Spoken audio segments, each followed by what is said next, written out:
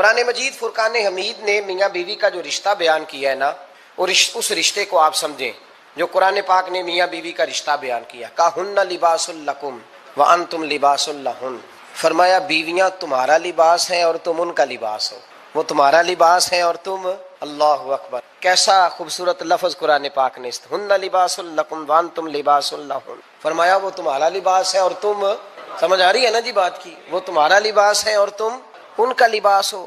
تین خوبیاں تو ہر لباس میں ہوتی، تین چیزوں کے لیے لباس پہنا جاتا ہے، تین چیزیں، تین قسم کی آسائشیں لباس میں پائی جاتی ہیں، اس پر تو تمام مفسرین کا اتفاق ہے۔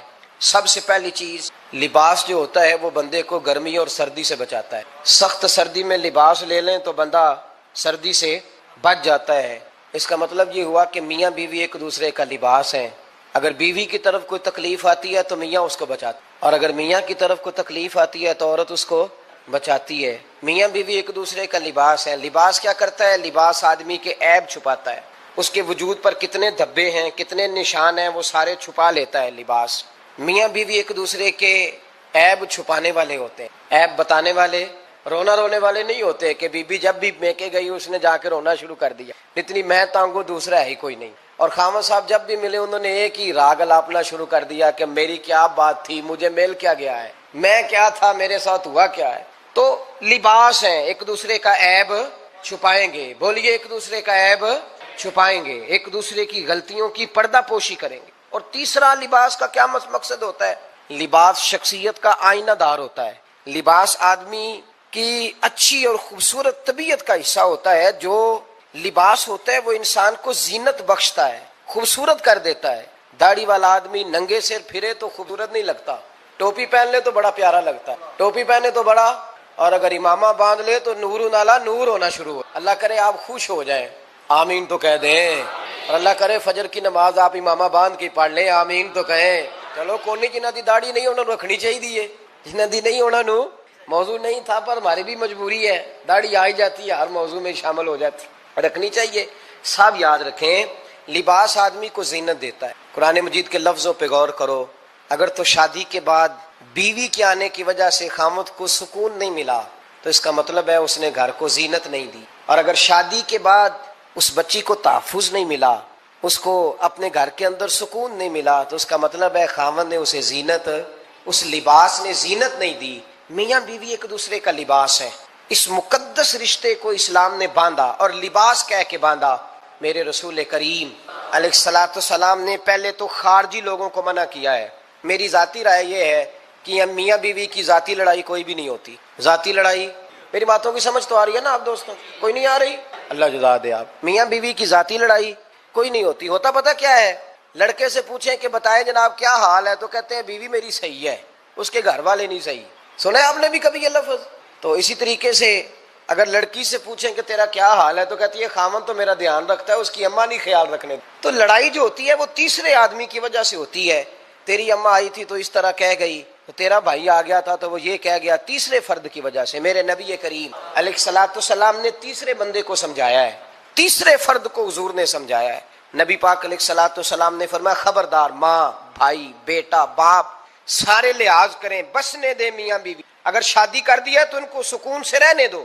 تم دو جملے کہہ کے چلے گئے، کوئی عیب نکال کے جو چھپا ہوا تھا خامن کی نظر میں وہ نکال کے بتا دیا کہ تیری بیوی یہ کام بھی کرتی، اب تم تو ہٹ گئے وہ بات کہہ کے، اب انہوں نے اکٹھے رہنا ہے۔ ان کی زندگی مصیبت کا شکار ہو گئی، آزمائش میں آ گئے وہ دونوں، ساری زندگی کڑتے رہے۔ ایک عیب نکال کے لڑکی کے گھر والے لڑکے کا اسے بتا کے چلے گئے تیرے خامد میں یہ عیب پایا جاتا ہے، وہ ساری زندگی کڑتے رہیں گے، تکلیف میں رہیں گے۔ انہوں نے تو اکٹھے رہنا ہے۔ بتانے والا چلا گیا۔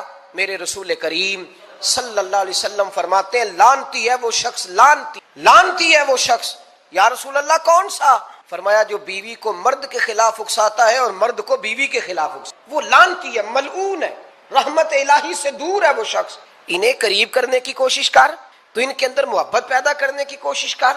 میرے نبی کریم علیہ الصلوۃ والسلام نے جب حضرت سیدہ فاطمہ الزہرا رضی اللہ تعالی عنہا اور جناب سیدنا علی المرتضیٰ رضی اللہ تعالیٰ عنہ کی شادی کی تو نبی پاک نے دونوں کے سر جوڑے اور دونوں کے درمیان محبت کی دعا فرمائی، دونوں کے درمیان محبت کی دعا فرمائی۔ اور نبی پاک صلی اللہ علیہ وسلم حضرت فاطمہ کے سامنے جناب علی کے فضائل بیان فرماتے، اور جناب علی آتے تو نبی پاک فرماتے فاطمہ تو میرے وجود کا حصہ ہے، وہ تو میرے جگر کا ٹکڑا ہے۔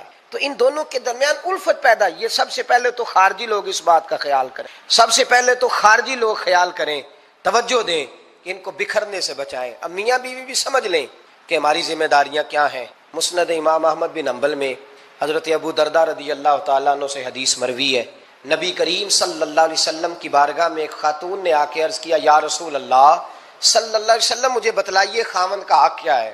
یہ جو حدیث سنانے لگا ہوں نا، یہ بیٹی کو سنانی ہے، یہ ٹیلی فون کر کے بہن کو سنانی ہے، صرف بیوی کو سنانے کی نہیں ہوتی یہ چیز۔ یہ حدیث بیٹی کو سمجھائیں، بہن کو سمجھائیں، ان لوگوں کو سمجھائیں، تاکہ اور یہ یاد رکھیں خاوند کے حقوق اگر بچی کے گھر والے اسے سکھائیں نا تو اس کی سمجھ میں جلدی آ جائیں، اور بیوی کے حقوق اگر خاوند کے گھر والے اس کو سمجھائیں تو اس کی سمجھ میں بات جلدی آئے گی، وہ خیر خواہ سمجھتے ہیں اپنے رشتہ داروں۔ یہ والی حدیثیں ان لوگوں کو سنانی چاہیے جن لوگوں کا بچہ ہے یا بچی ہے، متعلقہ آدمی حقوق بیان کرے۔ جب متبادل چیز کسی کے سامنے آتی ہے تو وہ کئی دفعہ سمجھتے ہیں کہ خلوص اس میں پورا نہیں پایا جاتا۔ حضرت ابو درداء رضی اللہ تعالیٰ عنہ فرماتے ہیں، ایک خاتون حضور کی بارگاہ میں آئی، عرض کرنے لگی، یا رسول اللہ صلی اللہ علیہ وسلم میں نکاح کرنا چاہتی ہوں، شادی کرنا چاہتی ہوں، مجھے بتلائیے خاوند کا حق کیا ہے؟ اگر تو میں ادا کر سکتی ہوں تو میں نکاح کروں، ورنہ میں اس کام سے بچوں۔ میرے نبی کریم علیہ الصلوۃ والسلام نے فرمایا، بی بی اگر خاوند کے ناک سے رینٹ نکلے، ریشہ نکلے، پیپ بہے اس کی ناک سے، اور بی بی اپنی زبان سے وہ صاف کر دے تو پھر بھی اس کا حق ادا نہیں ہوتا۔ حضرت ابو درداء کہتے ہیں، آنکھ کھول کے اس عورت نے دیکھا تو میرے نبی پاک نے اگلے جملے ارشاد فرمائے، حضور نے فرمایا تو ان باتوں میں حیرت کر رہی ہے، میں اگر خدا کے علاوہ کسی کو سجدے کا حکم دیتا تو میں عورت کو کہتا اپنے خاوند کو سجدہ کرے، میں اس کو کہتا یہ کام کرے۔ میرے رسول کریم علیہ الصلوۃ والسلام نے حقوق کا تعین فرمایا، اور نبی کریم صلی اللہ علیہ وسلم نے فرمایا، جو عورت اس حال میں مر گئی، اس حال میں دنیا سے گئی کہ اس کا خاوند اس سے راضی تھا، اس کا شوہر اس سے راضی تھا، اس کا گھر والا اس سے مطمئن تھا، تو میرے نبی پاک فرماتے ہیں جب دنیا سے جائے گی تو رب کریم جنت کا دروازہ کھول کے فوراً ہی جنت میں داخل اس کو بغیر روک ٹوک جنت دے دی جائے گی۔ شرط یہ ہے کہ وہ جب دنیا سے جائے تو اس حال میں جائے کہ اس کا خاوند اس سے شکوے نہ کرتی پھرے، شکایتیں نہ کرے۔ ہمارے زمانے میں شکایتیں ہوتی، اور خواتین عورتیں اس بات کو سمجھتی نہیں کہ اللہ نے جو میرے نصیب میں رکھا تھا اور جو خامد رب نے میرے لیے پسند کیا تھا وہ اللہ نے مجھے عطا فرما دیا ہے۔ وہ شکوے کرتی ہیں، شکایات کرتی ہیں، اور دوسری عورتوں کو سامنے رکھ کے وہ فلاں کے حصے میں یہ چیز آئی، فلاں کے حصے میں یہ چیز آئی، فلاں کا خامد یوں کرتا ہے، شکوہ کرتی ہیں۔ میرے رسول پاک علیہ السلام نے فرمایا عورتیں کثرت سے جہنم میں جائیں گی، کثرت سے۔ تو ایک صحابی رو پڑے، ایک حدیث میں لفظ یہ ہے رو پڑے، عرض کرنے لگے یا رسول اللہ وہ ہماری مائیں بھی ہیں، بیٹیاں بھی ہیں، بہنیں بھی، حضور جہنم میں جائیں گی؟ نبی پاک صلی اللہ علیہ وسلم نے فرمایا ایک تو وہ عیب جوئی کرتی ہیں، غیبتیں کرتی ہیں، دوسرا رب کا شکر ادا نہیں کرتی، اور تیسرا فرمایا اپنے خامند کا بھی شکریہ ادا نہیں کرتی، بات بات پہ ناشکری کرتی ہیں، بات بات پہ ناشکری، اس سبب سے جہنم میں جائیں گے۔ عورت کے حقوق کا تعین فرمایا، اور ساتھ ہی میرے رسول پاک علیہ السلام نے مرد کی طرف توجہ فرمائی، اور کیا خوبصورت لفظ ارشاد فرمایا تم میں ہر آدمی اپنے آپ کو اچھا سمجھتا اور اچھا کہتا ہے، ہر آدمی کہتا ہے، لیکن کوئی اگر مجھے آ کے پوچھے گا کہ محبوب آپ کی امت میں اچھا کون ہے، تو حضور فرماتے ہیں میں اسے اچھا سمجھوں گا جو اپنے گھر والوں کے حق میں، جو اپنی بیوی، خیرکم لأہلہ، تم میں سے بہترین وہ ہے جو اپنے گھر والوں کے لیے اچھا ہے۔ اور فرمایا جاؤ میرے گھر جا کے پوچھ لو، وانا خیرکم لأہلی، میں تم سب سے زیادہ بڑھ کر اپنے گھر والوں کی، تم میں بہترین وہ ہے جو اپنے گھر والوں کے لیے، بال بچوں کے لیے، بیوی کے لیے اچھا ہے۔ رسول کریم علیہ الصلوۃ والسلام نے خامند کو حکم دیا اور ارشاد فرمایا کہ عورت ٹیڑھی لکڑی ہے، بیچاری کو اللہ نے عقل پوری نہیں دی۔ ایک بچہ چھوٹا ہوتا ہے، ہمیں پتہ ہوتا ہے کہ اس کا شعور پورا نہیں، اگر کوئی غلطی کرے تو کیا اسے نکال دیا جاتا ہے گھر سے؟ بولے چھوٹا بچہ ہے، وہ کئی دفعہ بڑا نقصان کر دیتا ہے، آپ کیا کہتے ہیں؟ اسے مارتے ہیں، کلاڑی لے آتے ہیں اس کے لیے؟ اس طرح کرنا چاہیے، اس کے ابے کو بلا لینا چاہیے، بےزتی کرنی چاہیے پنچایت میں بٹھا کے کہ یہ غلطی کی ہے تیرے بچے نے۔ بھائی دادا یہ کام کرتا ہے؟ بولے نا، کیوں نہیں کرتا؟ وہ کہتا ہے ہمارا بچہ نہ سمجھ ہے، اپنا پوتا ہے، ہمارا اپنا ہے، اگر ہم اس کا باہر نکالیں گے تو بڑا کام غلط ہو جائے۔ لیکن وہی ابا جی جب بہو کوئی غلطی کر بیٹھتی تو پنچایت بلاتے ہیں، لوگوں کے سامنے معاذ اللہ تعالیٰ بڑی کڑوی کسیلی باتیں کرتے ہیں، ایسی ایسی باتیں کرتے ہیں کہ جو ان کی بیٹی کے بارے میں کہی جائے تو وہ کبھی پسند نہ کریں، اتنے سخت جملے کہے جاتے ہیں، بیٹی والے کو رسوا کیا جاتا ہے۔ میرے نبی کریم علیہ الصلوۃ والسلام نے فرمایا یہ ٹیڑھی لکڑی ہے، بیچاری کو اللہ تبارک و تعالیٰ نے اپنی حکمت کے تحت عقل عطا فرمائی ہے، تم اگر چاہو گے سیدھی کرنا تو یہ ٹوٹ جائے گی، سیدھی نہیں ہوگی۔ حضور کیا کریں؟